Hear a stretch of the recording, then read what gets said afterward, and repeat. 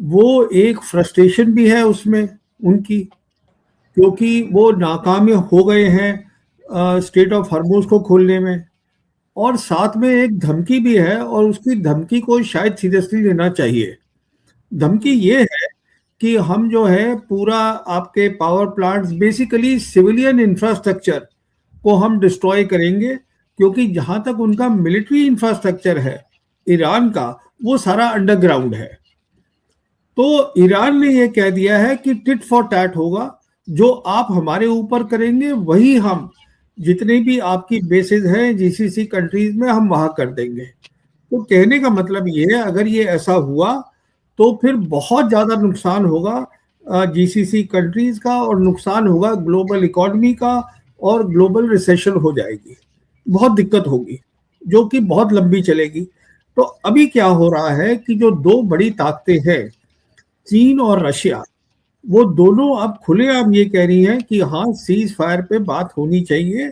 पर वो ये भी कह रही हैं कि जो ईरान की बेसिक जो मुद्दा है या जो बेसिक पॉइंट है, उसको नजरअंदाज नहीं करना है। तो कहने का मतलब ये है कि पाकिस्तान जो है एक मीडिएटर के तौर पे फिर से आ गया है सामने, क्योंकि पाकिस्तान जो है उसकी क्रेडिबिलिटी बन गई है, वो दोनों साइड को एक्सेप्टेबल है, ईरान को भी एक्सेप्टेबल है, उनसे बात कर रहा है, उनके फॉरेन मिनिस्टर अरागची से, आसिम मुनीर जो उनके आर्मी चीफ है बात कर रहे हैं, साथ में बात कर रहे हैं वाइस प्रेसिडेंट जेसी वैंस से। तो कोशिश ये हो रही है कि सीज फायर जो है हो सके जल्दी से जल्दी, और उसको परमानेंट पीस में बनाया जाए, बिकॉज ईरान का ये कहना है कि हमें परमानेंट पीस चाहिए। तो ये सबसे इंपॉर्टेंट बात है जो मैं आपको बताने वाला हूं, कि सीज फायर के लिए दो ऐसी चीजें हैं जिसके लिए ईरान बिल्कुल कॉम्प्रोमाइज नहीं करेगा। वो तभी मानेगा सीज फायर के लिए अगर वो दो चीजें होंगी, और उसके ऊपर चीन और रशिया उसके साथ खड़े हैं। पहली चीज ये है, हरमोज पे कोई बातचीत नहीं होगी। ईरान बहुत क्लियर है कि हम स्टेट ऑफ हरमोज पे बात नहीं करेंगे। और दूसरी उनका ये होगा कि अगर सीज फायर होता है तो इजराइल भी सीज फायर में आ जाए, ये नहीं कि इजराइल अपना काम चलाता ही लड़ाई करता रहे। तो ये अगर एक्सेप्टेबल होंगी तो सीज फायर हो सकता है, फिर बातचीत हो सकती है, क्योंकि अब दो, जैसे मैंने आपको बताया, दुनिया की बड़ी ताकतें चीन और रशिया ओपनली आ गई हैं सीज फायर के हक में, और ईरान के साथ खड़ी है। तो कोई भी जी। नहीं चाहता है कि नुकसान हो, कोई नहीं चाहता है कि पूरी दुनिया की इकोनॉमी को कुछ हो।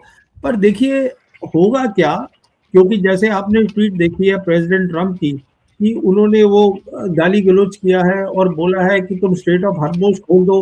स्ट्रेट ऑफ हॉर्मुज अमेरिका नहीं खुलवा सकता है, स्ट्रेट ऑफ हॉर्मुज ईरान के पास है, ईरान तय करेगा कब खोलना है। तो मेरा अंदाजा ये है कि शायद सीज फायर पे कुछ खास काम ना हो सके, और हम एक आगे की लड़ाई देख रहे हैं। देखिए इसमें दो बातें हैं। पहली बात तो ये सबको समझना है कि ये जो लड़ाई है ये ईरान जीत गया है।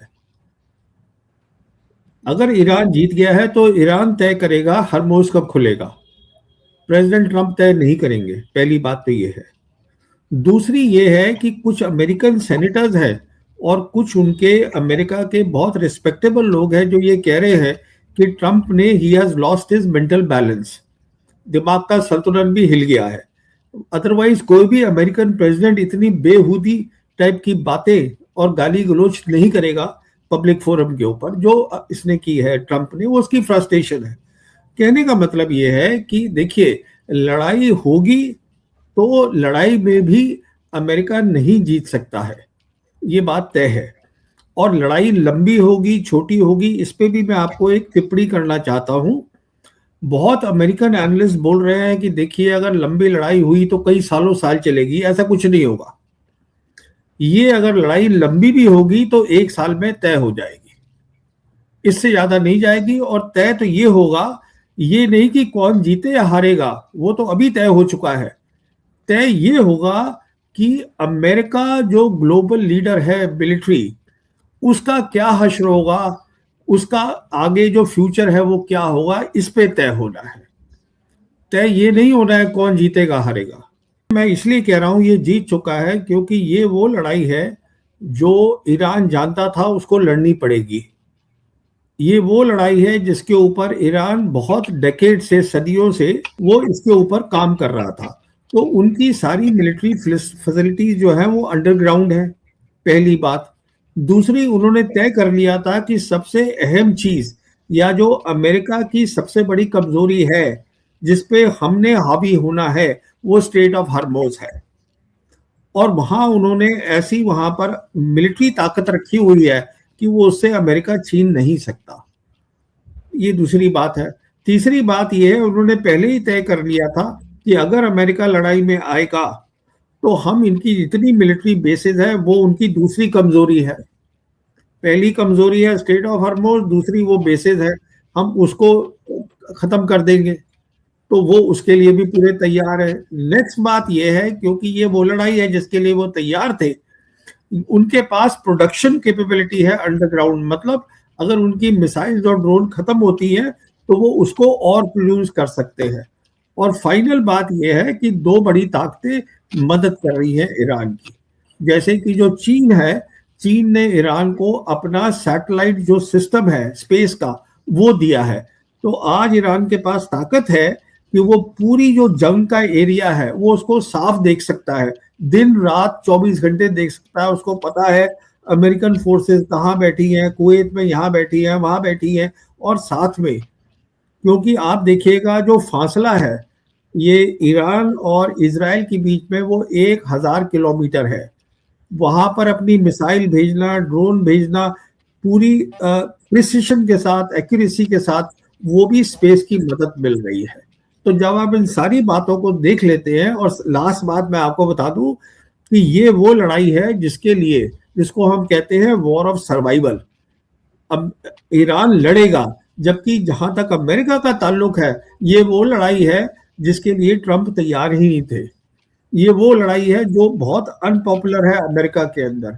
जहां अमेरिकन कह रहे हैं कि हम इजराइल की लड़ाई क्यों लड़ रहे हैं, ये वो लड़ाई है जिसमें ना तो उनके पास यूएन की सैंक्शन है और ना उनके पास यूएस कांग्रेस की सैंक्शन है। और ये वो लड़ाई है, अगर ये लड़ाई बढ़ती है, उनके पास सैनिक भी नहीं है। क्योंकि अगर उनको सैनिक और चाहिए ईरान के साथ लड़ने के लिए, ईरान के पास आज ग्राउंड के पर 10 लाख सोल्जर है, 10 लाख, जिसमें उनके वो रेवोल्यूशनरी गार्ड भी हैं, मिलिट्री भी है, मिलिशिया भी है, सब है, वो सब लड़ेंगे। आज अगर अमेरिका को उनके जितने हैं, कोई 60 या 65 हजार है ट्रूप्स, जो बहुत कम है जमीनी लड़ाई के लिए, अगर उसको बढ़ाना है तो उनको यूएस कांग्रेस की मदद चाहिए है ड्राफ्ट के लिए, नेशनल ड्राफ्ट के लिए।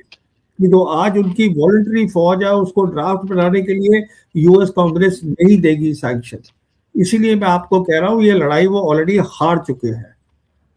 अभी सिर्फ ये करना है कि अमेरिका का फ्यूचर क्या है दुनिया में, और कुछ नहीं रहा है। उसके लिए आप अगले 1 साल लड़ लीजिए। वो एक फ्रस्ट्रेशन भी है उसमें उनकी, क्योंकि वो नाकाम हो गए हैं स्ट्रेट ऑफ हॉर्मुज़ को खोलने में। और साथ में एक धमकी भी है, और उसकी धमकी को शायद सीरियसली लेना चाहिए। धमकी ये है कि हम जो है पूरा आपके power plants, basically civilian infrastructure को हम डिस्ट्रॉय करेंगे। क्योंकि जहां तक उनका मिलिट्री इंफ्रास्ट्रक्चर है ईरान का, वो सारा अंडरग्राउंड है।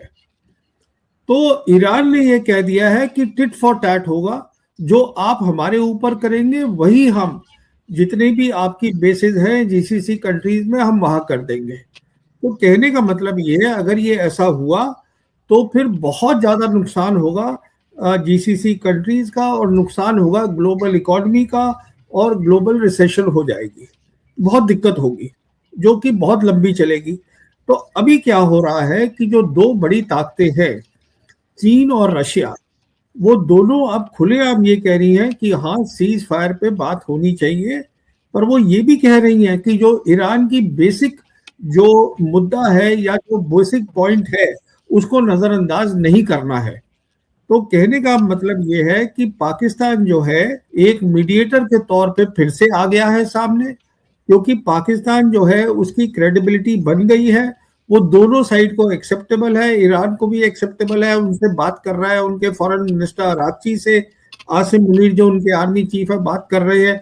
साथ में बात कर रहे हैं वाइस प्रेसिडेंट जेसी वैंस से।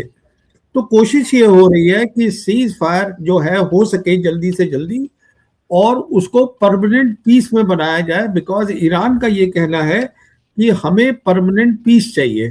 तो ये सबसे इंपॉर्टेंट बात है जो मैं आपको बताने वाला हूं कि सीज फायर के लिए दो ऐसी चीजें हैं जिसके लिए ईरान बिल्कुल कॉम्प्रोमाइज नहीं करेगा।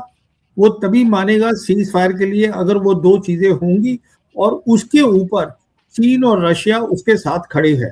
पहली चीज ये है, हरमोज पे कोई बातचीत नहीं होगी। ईरान बहुत क्लियर है कि हम स्टेट ऑफ हरमोज पे बात नहीं करेंगे। और दूसरी उनका ये होगा कि अगर सीज फायर होता है तो इजराइल भी सीज फायर में आ जाए। ये नहीं कि इजराइल अपना काम चलाता ही लड़ाई करता रहे। तो ये अगर एक्सेप्टेबल होंगी तो सीज फायर हो सकता है, फिर बातचीत हो सकती है।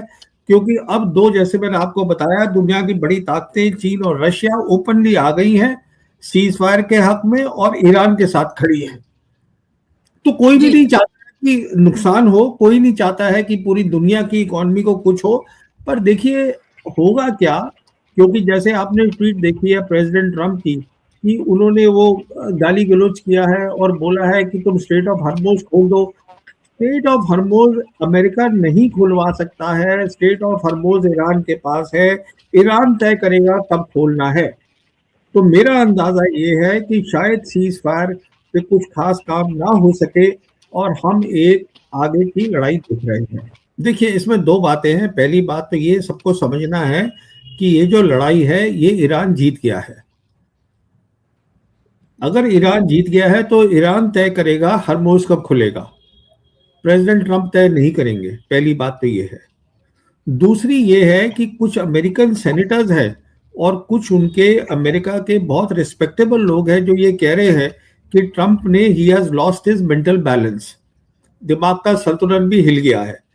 अदरवाइज कोई भी अमेरिकन प्रेसिडेंट इतनी बेहूदी टाइप की बातें और गाली गलौज नहीं करेगा पब्लिक फोरम के ऊपर जो इसने की है ट्रंप ने। वो उसकी फ्रस्ट्रेशन है।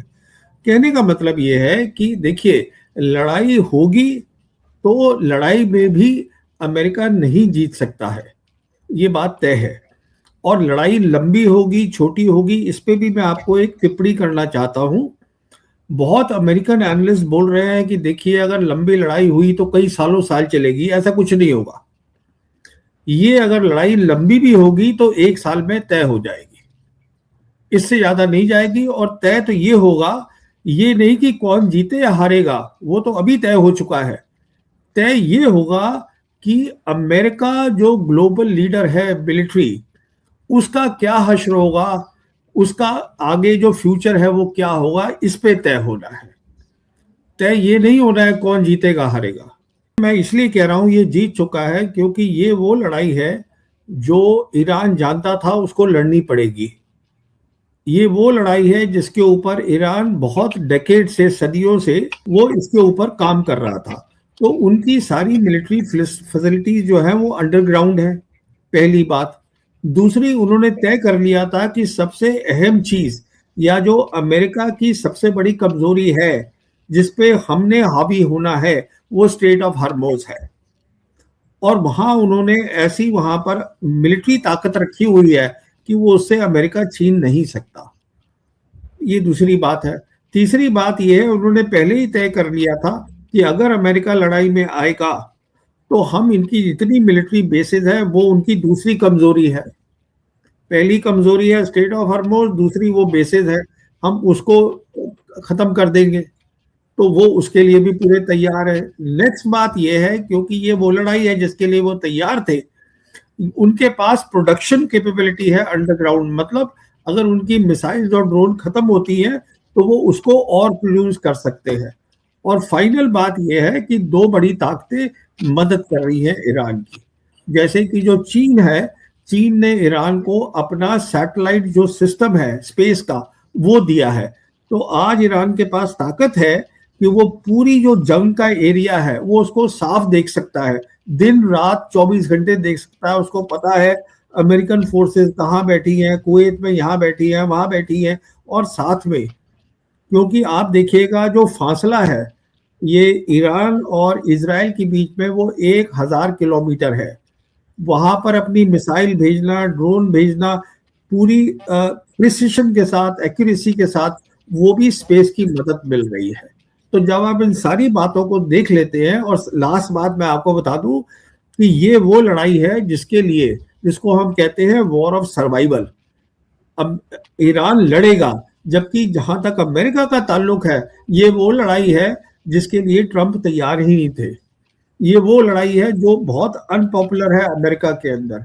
जहां अमेरिकन कह रहे हैं कि हम इजराइल की लड़ाई क्यों लड़ रहे हैं, ये वो लड़ाई है जिसमें ना तो उनके पास यूएन की सैंक्शन है और ना उनके पास यूएस कांग्रेस की सैंक्शन है। और ये वो लड़ाई है, अगर ये लड़ाई बढ़ती है, उनके पास सैनिक भी नहीं है। क्योंकि अगर उनको सैनिक और चाहिए ईरान के साथ लड़ने के लिए, ईरान के पास आज ग्राउंड के पर 10 लाख सोल्जर है, 10 लाख, जिसमें उनके वो रेवोल्यूशनरी गार्ड भी हैं, मिलिट्री भी है, मिलिशिया भी है, सब है, वो सब लड़ेंगे। आज अगर अमेरिका को उनके जितने हैं, कोई 60 या 65 हजार है ट्रूप्स, जो बहुत कम है जमीनी लड़ाई के लिए, अगर उसको बढ़ाना है तो उनको यूएस कांग्रेस की मदद चाहिए है ड्राफ्ट के लिए, नेशनल ड्राफ्ट के लिए।